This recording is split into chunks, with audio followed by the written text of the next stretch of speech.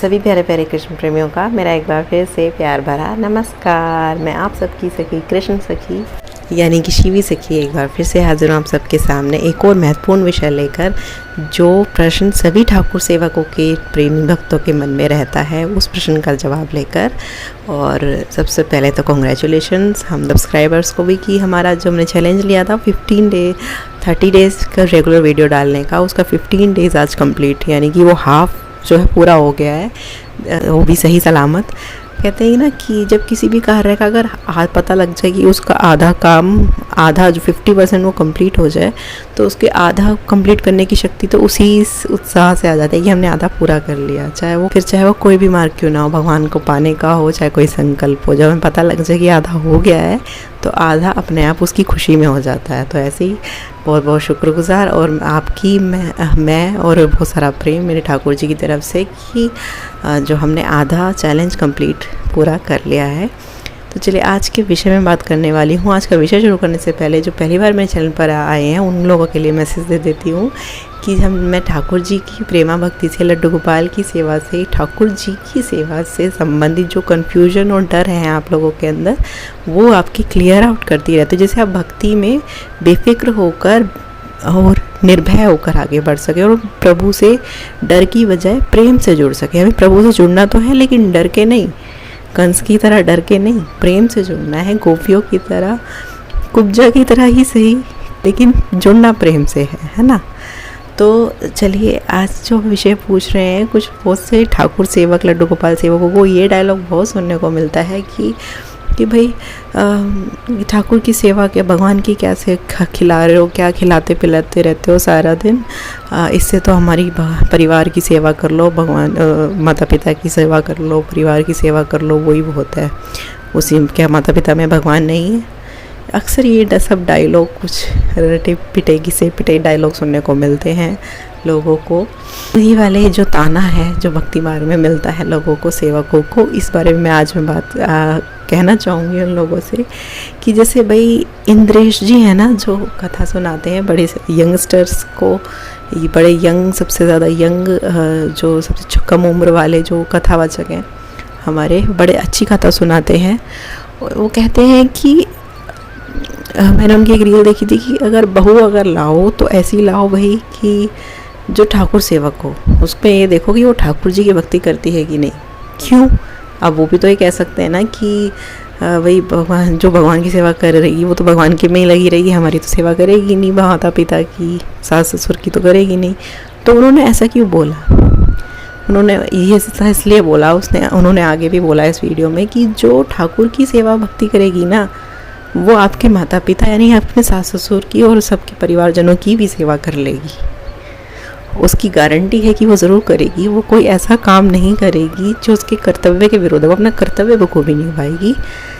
और लेकिन अगर आपको बिना नॉन डिवोटी यानी कि बिना भक्त से अगर शादी करते हैं, या तो उस पर्सन की कोई गारंटी नहीं है कि वो अपने माता पिता की, सास ससुर की तो छोड़ो, कि वो अपने माता पिता की भी सेवा करेगा या नहीं, उसका कुछ गारंटी नहीं है।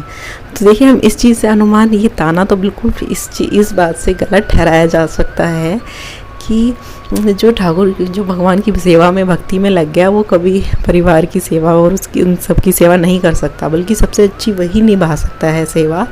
क्यों? क्योंकि सेवा करने की उसके अंदर आदत डली हुई है। सेवा जब हमने भगवान की करनी शुरू कर दी तो हमारे अंदर सेवा भाव आ गया, सेवा भाव जाग गया, तो वो हमारा सबके प्रति उमड़ेगा ना। तो वो सेवा सभी की करेगा, सास ससुर की, चाहे और लोगों की, पति की, बच्चों की, सबकी करेगा। और जिसके अंदर सेवा भाव ही नहीं है किसी के प्रति, उसने कभी करी ही नहीं है, तो उससे क्या आप अपेक्षा करेंगे या उम्मीद करेंगे कि वो, या उसकी गारंटी है कि वो आपकी सेवा करेगा?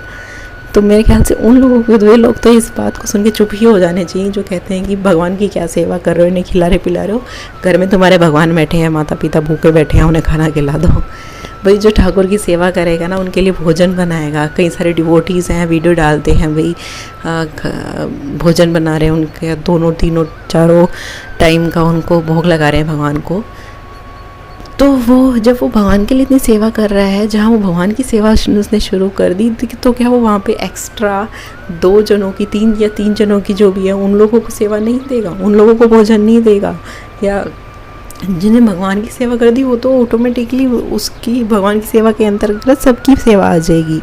वो बल्कि वही कर पाएगा माता पिता की सेवा भी जिसके अंदर भगवान की सेवा की भावना होगी। समझे आप? ये बड़ा महत्वपूर्ण एक रहस्य है कि बात है कि जो वही सेवा कर पाएगा बाकी मनुष्य, माता पिता, सास ससुर की, जो जिसने भगवान की सेवा करी होगी, जिसे भगवान की सेवा की आदत होगी, वो बाकी सबकी भी सेवा करेगा। जहाँ वो भगवान के लिए भोजन बना रहा है प्रसादी, वहाँ ही वो प्रसादी सिर्फ भगवान के लिए नहीं बनाता, वो सभी के लिए बनाता है। उनको ग्रहण कर, भगवान को ग्रहण करवा के वो सभी में बांट देता है, वो सभी की सेवा के अंतर्गत आता है। तो ये गलत है कि भगवान को क्या पूज रहे हो, ये सब लोगों के तर्क वितर्क हैं। ये कलयुग का आशीर्वाद है एक तरीके का, कि कलयुग का प्रभाव है, सब लोग कहेंगे ही कहेंगे। जहाँ भक्ति करने चले, कंठी पहन ली, तिलक लगा लिया, वहीं कलयुग ऐसे उमड़ेगा तुम्हारे ऊपर, अरे तूने प्याज लहसुन छोड़ दिया, ओए तूने प्याज लहसुन छोड़ दिया, पागल है क्या तू, कैसे करेगा तू, ऐसे बोलेंगे आप लोगों को, जैसे तुमने पता नहीं क्या छोड़ दिया। और शराब को कहेंगे अरे कुछ नहीं होता, पी ले यार, कुछ नहीं होता, टेंशन है, रिलैक्स हो जाएगा, ऐसे बोलेंगे। तो ये कलयुग का प्रभाव है भाई, कलयुग का ये क्वालिटीज़ हैं एक तरीके की। तो अब इस पे मत जाइए, लोग बोलेंगे, अपने कर्तव्य से पीछे मत हटिए, मैं ये कहती हूँ। और भैया सेवा की तो उसी की गारंटी है कि माता पिता परिवार की भी वही करेगा जो ठाकुर भक्ति और सेवा में होगा, है ना। तो ये तो आप रहने दीजिए। तो ये कलयुग का प्रभाव है, आपको लोग कुछ ना कुछ बोलेंगे ही, आप अपने कर्तव्य से मत पीछे हटिए। तो इसलिए कहते हैं कलयुग में एक तरफ तो बहुत आसान भी है भगवान को पाना, और कलयुग में वहीं दूसरी तरफ बहुत मुश्किल भी है। क्यों आसान? तो इसलिए है क्योंकि ना तो कोई तपस्या करनी पड़ेगी आपको कलयुग में, कि कोई बहुत बड़े बड़े तप करने पड़ रहे हैं, एक टांग पे, एक उंगली पे खड़े होने पड़ रहा है, पहाड़ में, जल में एक गर्दन तक जल पर खड़े होना पड़ रहा है कई वर्षों तक, तब भगवान प्रकट होंगे, नहीं।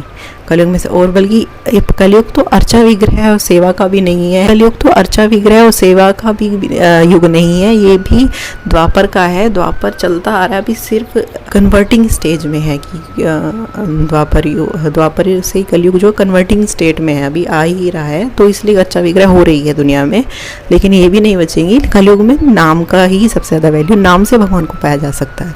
और तरह सबसे बड़ी डिस्क्वालिटी ये है इस कलयुग की कि जब जहाँ थोड़ा सा भी नाम ये लेने चलेंगे तो इतने सारे लोग, कलयुग जो बोलता है लोगों के अंदर, वो लोग नहीं बोलते, कलयुग बोलता है अंदर, अरे ये क्या कर रहा है, अरे तू भगत बन गया, अरे तूने तिलक लगा लिया, अरे तूने लहसुन प्याज छोड़ दिया, अरे चलो दारू पीते हैं, अरे चलो क्या हुआ है, अंडे में तो बहुत ताकत होती है, कमज़ोर रह जाएगा तो, तेरे बच्चे कमज़ोर हो जाएंगे तो उन्हें अंडा खिलाया कर। ये कलयुग, वो लोग नहीं बोल रहे हो, कलयुग का असर उनके अंदर चढ़ के बोल रहा है। तो ये सबसे बड़ी डिस्क्वालिटी है, और क्वालिटी भी वो है। तो दोनों चीज़ें हमारे पास कलयुग के अंदर, बहुत आसान भी है पाना और बहुत मुश्किल भी है। वैसे मानो तो आसान है और ना मानो तो मुश्किल भी नहीं है, दोनों ही चीज़ें हैं। अब आपको बैलेंस करके चलना है, कैसे चल सकते हो, है ना, वो सोच समझ के चलना है। तो आज के विषय में यही है, बताना था कि भाई ठाकुर सेवक क्या क्या उसके अंदर क्वालिटीज़ होती हैं। ये आप लोगों को अच्छी लगी, लोगों को भी बताइए। जो लोग ऐसे आपको ताने मारते हैं उन लोगों को ये वीडियो ज़्यादा से ज़्यादा शेयर करो, और वीडियो अच्छी लगे तो लाइक करो और सब्सक्राइब ज़रूर कर लीजिए, जिससे आपको आगे भी ऐसी वीडियोज़ मिलती रहे, है ना। और अब मुझे आज्ञा दीजिए, मैं चलती हूँ। हरे कृष्णा।